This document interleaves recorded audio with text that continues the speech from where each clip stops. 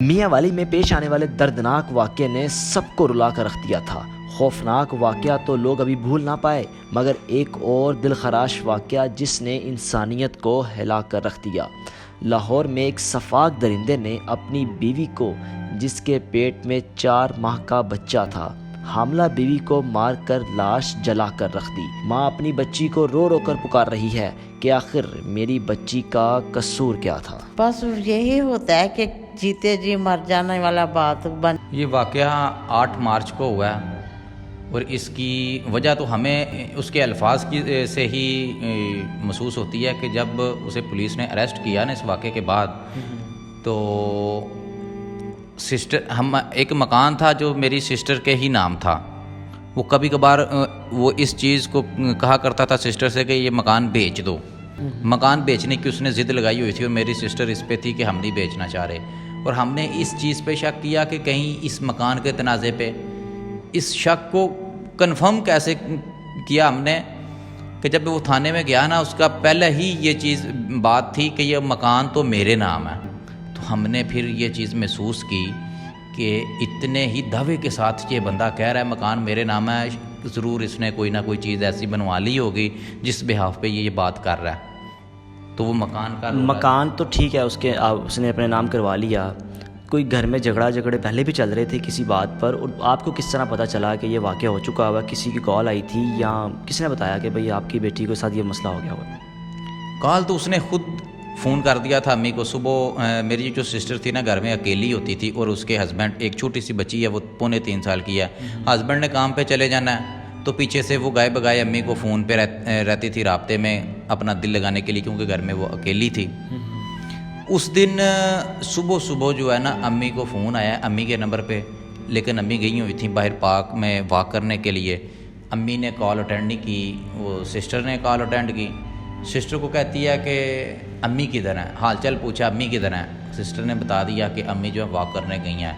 उसने सिस्टर के साथ बात ना करना चाहिए, उसने कहा जी ठीक है अम्मी आएंगी तो फिर बात होगी।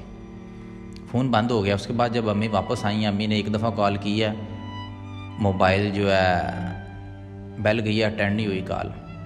उसके बाद उसका नंबर जो है लगा नहीं है। बार बार अम्मी करते रहे हैं लेकिन उसका नंबर नहीं लगा। अम्मी ने फिर उसके हस्बैंड को फ़ोन किया, क्या बात है, मैं मुन्ना का नंबर नहीं लग रहा। तो उसने कहा जी मैं काम पे हूँ, बताता हूँ अभी। बैक कॉल उसने की, उसने कहा जी वो सो रही है, आराम कर रही है, सब ठीक है। अम्मी रिलैक्स हो गए। तकरीबन घंटे बाद या कुछ ही टाइम के बाद फ़ोन करके उसने कह दिया कि घर में आग लग गई है, मैं मुन्ना अंदर है। तो अम्मी भागे भागे इधर से गए। जब अम्मी ने गए आगे, तो पुलिस, रेस्क्यू, 1112 तमाम तर इंतज़ाम जो इंतज़ामिया के थे वो उधर मौजूद थे।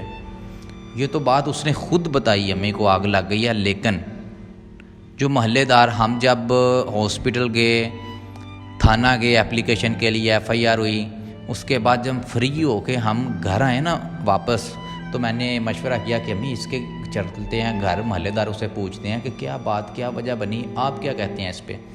जब मोहल्लेदारों से पूछा तो मोहल्लेदार कहते हैं कि जब ये घर से निकला, इसने बच्ची को साथ बिठाया अपने बाइक पे, इसने बाहर से लॉक लगा दिया।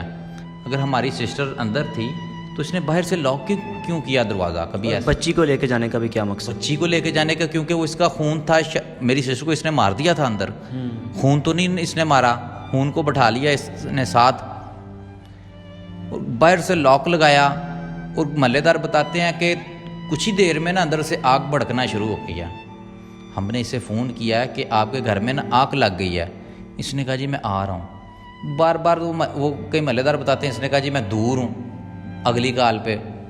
तो महल्लेदारों ने कहा जी हम ताला तोड़ने, ज़ाहिर सी बात है, वो एक घर तो नहीं, 7 पूरी लाइन थी घर की। माँ जी आप बताएं, बच्ची से कोई पहले रब्ता हुआ था? किसी किस्म का कोई बताया था कि शोहर घर में ये मसले मसाइल पैदा कर रहा है या मारपीट कर रहा है, या एकदम ही ये वाक़या हो जाता है?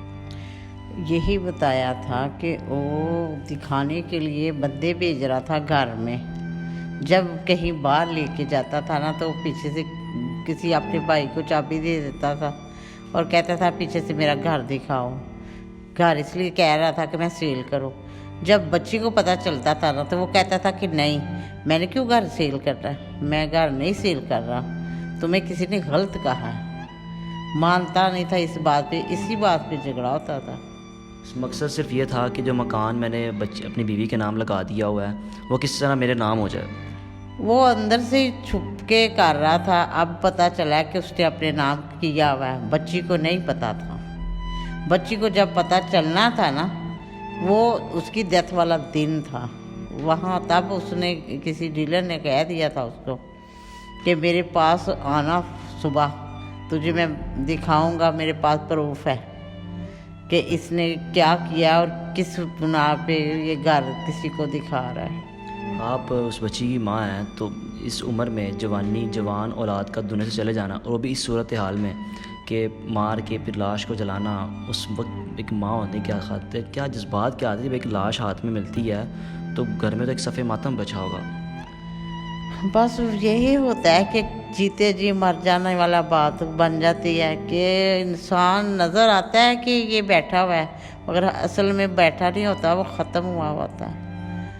हालांकि जिस तरह इसने मेरे से रिश्ता लिया था, तरले मिन्नते और शामते करके, मैं आपको बता नहीं सकती।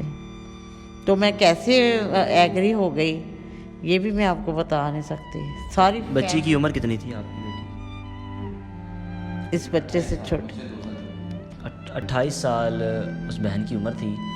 अब सवालिया निशान है कि आखिर उस बदकिरदार, उस दरिंदा सिर्फ इंसान को सज़ा कब मिलेगी। 1 हफ़्ता हो चुका हुआ है, वो इस वक्त जेल में है, और मुतालबा इस फैमिली का यही है कि जल्द अज जल्द इस केस को निपटाया जाए और इसकी मुकम्मल इंक्वायरी करके उस शख्स को इबरत का निशान बनाया जाए। देखते रहिए मेरा पाकिस्तान। अल्लाह हाफ़िज़।